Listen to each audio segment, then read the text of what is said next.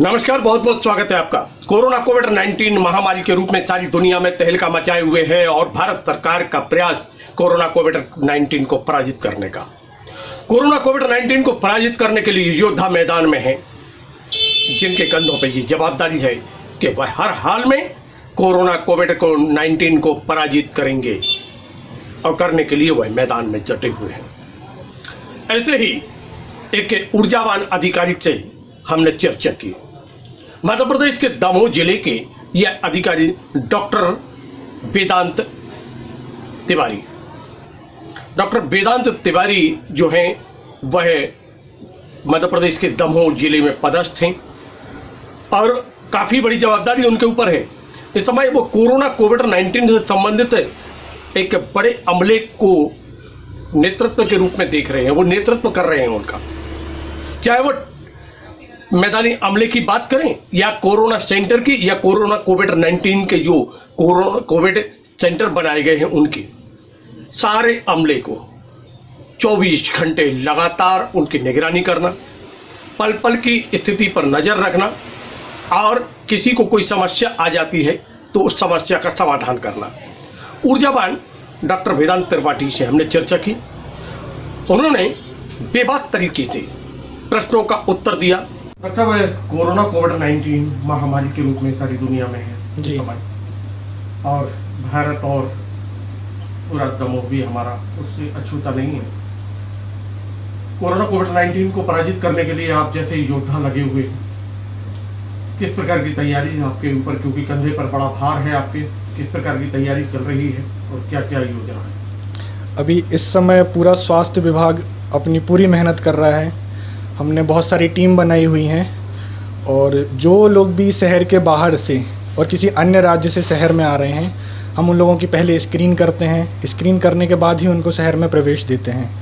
फिर telemedicine unit द्वारा उनका डेली फॉलोअप किया जा रहा है कि उनको कोई किसी भी प्रकार के सिम्टम्स तो नहीं आते हैं।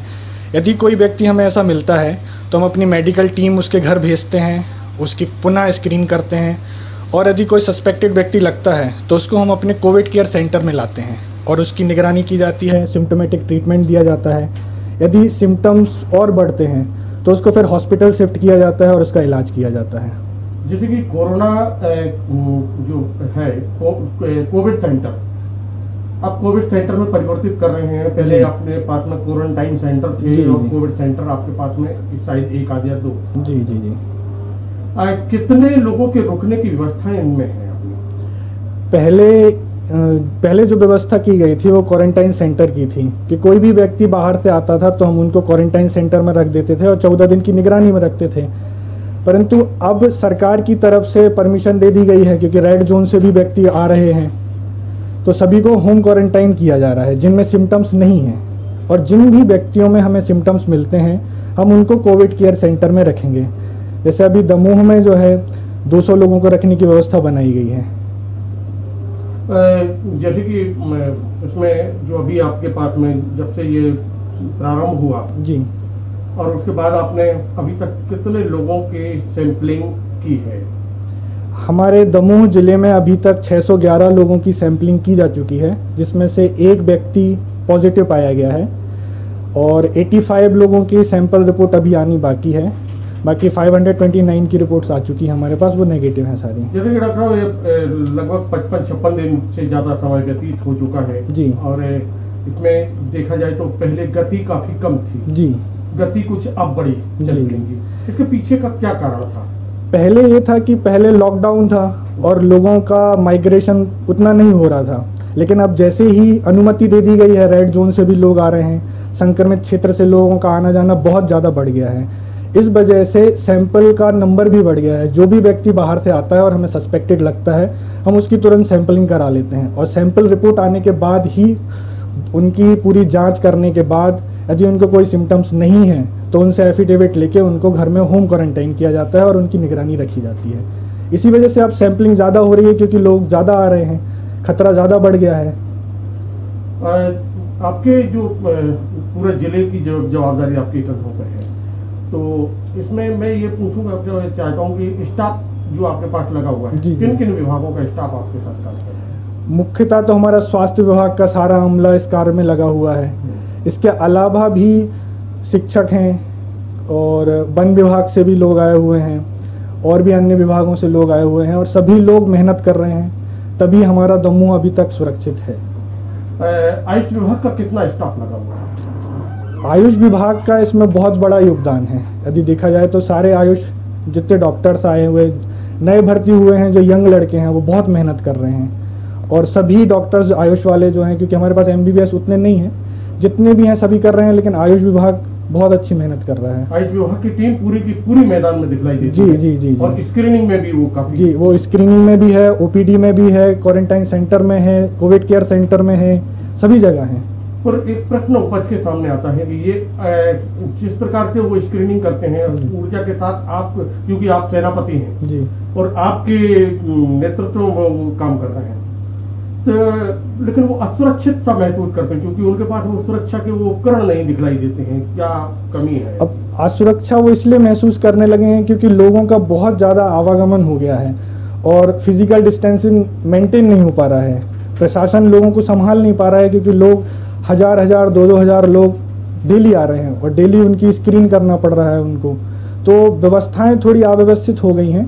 इस वजह से थोड़ी असुरक्षा महसूस होने लगी है, नहीं तो इसके पहले काम बढ़िया चल रहा था, अच्छे से हो रहा था। जैसे कि PPE किट नहीं दिखलाई दी जी कहीं पे भी अभी तक के दौरान में, इतने समय मैंने देखा। जी जी जी। तो क्या इनको प्रदान नहीं की गई है या आवश्यक नहीं है? PP किट का जैसे गाइडलाइन आई थी कि कोई कंफर्म केस होता है यदि, और यदि आप उनके संपर्क में आते हैं तो उनके लिए अति आवश्यक है।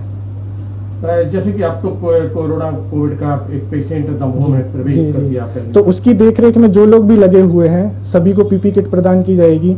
कोविड केयर सेंटर में जिन सस्पेक्टेड लोगों को या जो हाई रिस्क कॉन्टैक्ट हैं, जो कि पॉजिटिव केस के संपर्क में आए होंगे, उनकी देखरेख में जो लोग लगेंगे उनको PP किट प्रदान की जाएगी। अच्छा, जैसे ये आपका ये अभी यहाँ पे टेलीमेडिसिन करता जी, इसमें स्टाफ इसमें भी लगातार लगा रहता है। जी, कितने घंटे तक ये लोग अपना काम करते हैं और कितने लोग लगे होंगे? ये सुबह से लेकर रात तक सभी लोग लगे रहते हैं और डेली फॉलोअप लेते हैं। जो लोग बाहर से आ रहे हैं उनको फ़ोन करके पूछते हैं सर्दी खांसी बुखार तो नहीं है, कोई सिम्टम्स तो नहीं है। यदि कोई भी व्यक्ति ऐसा निकलता है तो वो हमें सूचित करते हैं तुरंत और हमारी मेडिकल टीम जाके उसकी जाँच कर लेती है। जी, एक प्रश्न और है डॉक्टर कि मतलब जो अभी मेडिकल टीम जो मैदानी अमला है जी, ऐसी जानकारी आ रही है कि उनके जो पहले जो समय था उस समय को और बढ़ा दिया गया है, क्या ये बात सही है क्या? नहीं, काम तो 24 घंटे ही हो रहा है और उसको बांटा गया है। 3 टीम बनाई गई हैं, एक सुबह काम करती है, एक शाम को काम करती है, एक रात को काम करती है। जानकारी जैसी आ रही है कि 12 घंटे के लिए आप ड्यूटी के लिए? नहीं, जैसे मान लीजिए रात को 12 घंटे का काम है तो 12 घंटे में 10 लोग काम कर रहे हैं, तो वो 5-5 की टीम बनाते हैं और 6-6 घंटे काम करते हैं। तो इस टाइप की व्यवस्था की गई है ताकि जो व्यक्ति काम कर रहा है उस पर इतना वर्डन ना आए कि वो आगे चल के काम ना कर पाए। जैसे कि ईश्वर ना करे जी कि मतलब हम वहाँ पे ग्रीन में इतने लंबे टाइम तक रहे जी, हम ऑरेंज में आ गए जी, हम फिर ग्रीन में पहुंच जाए जी, बिल्कुल, ये हमारी मतलब प्रयास होगा। पर अगर कल के दिन कोई ऐसी स्थिति आती है तो किस प्रकार की तैयारी आपकी है?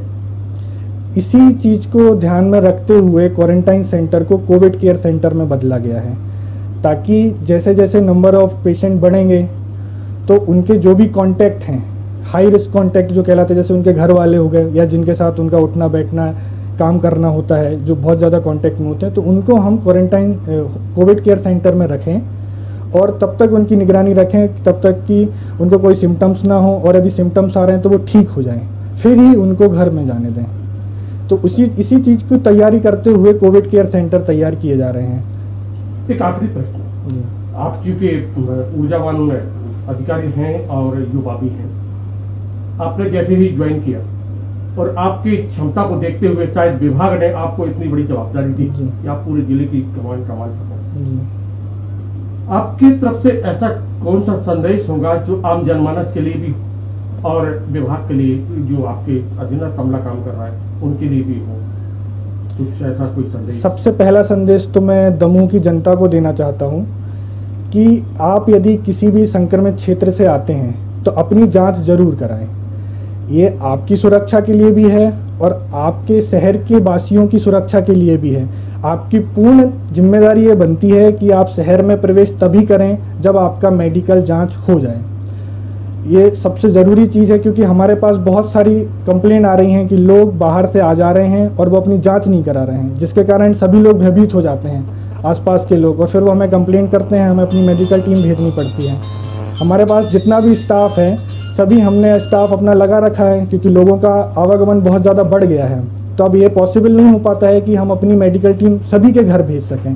तो आपकी नैतिक जिम्मेदारी बनती है कि आप पहले शहर में प्रवेश करने के पहले अपनी मेडिकल जांच जरूर कराएं। एक प्रश्न और इस बात के सामने आ गया कि जैसे कि मान लीजिए हमारे जिले में जब प्रवेश करता है, शहर में कोई प्रवेश करता है तो मारूताल पे ही टीम है जी, लेकिन दूसरी जगह पे नहीं जी। तो कभी कभी ये परेशानी हो जाती है कि जब हम इधर पे सागर नाका बाईपास जी, जी, जी। कुछ लोग आते हैं और उनको वहाँ भेज दिया जाता है और फिर दूसरे रास्ते को अपनाते हुए वो शहर में प्रवेश कर जाते हैं। ये शिकायतें आ रही हैं जी। पहले इसका समाधान हो जी, पाएगा? पहले की स्थिति ये थी कि हमारी सभी नाके पे टीम थी, सागर नाका, हटा नाका, समन्ना नाका, मारूताल नाका सभी थी। लेकिन अब लोगों की संख्या बहुत ज़्यादा बढ़ गई है, बहुत ज़्यादा तादाद में लोग आ रहे हैं और उनको व्यवस्थित करके वापस भी भेजना होता है। इसलिए एक कॉमन पॉइंट बना लिया गया मारूताल, कि वहीं से जैसे जैसे लोग आएंगे उनकी जांच की जाएगी, फिर उनको ब्लॉक वाइज जिस ब्लॉक के वो हैं वहाँ पे बसों की व्यवस्था की गई है और वहाँ से उनको भेजा जाएगा। इसलिए एक कॉमन पॉइंट बना लिया गया है। ये बात तो बिल्कुल सत्य है कि सही है जी। परंतु जब हम सागर नाके पर कोई व्यक्ति आता है जी।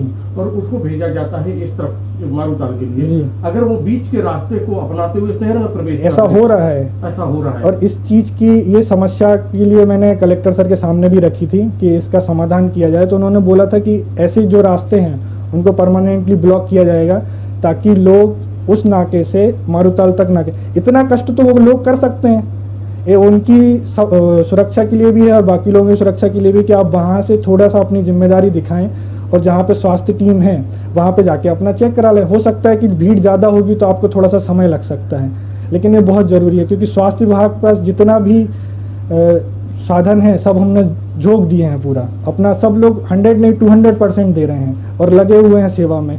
तो थोड़ा लोग भी जिम्मेदारी दिखाएं, थोड़ा हो सकता है उनको कष्ट हो सकता है, इस वजह से थोड़ी सी अव्यवस्थाएं भी बन सकती हैं, लेकिन सबकी अपनी अपनी जिम्मेदारियां हैं।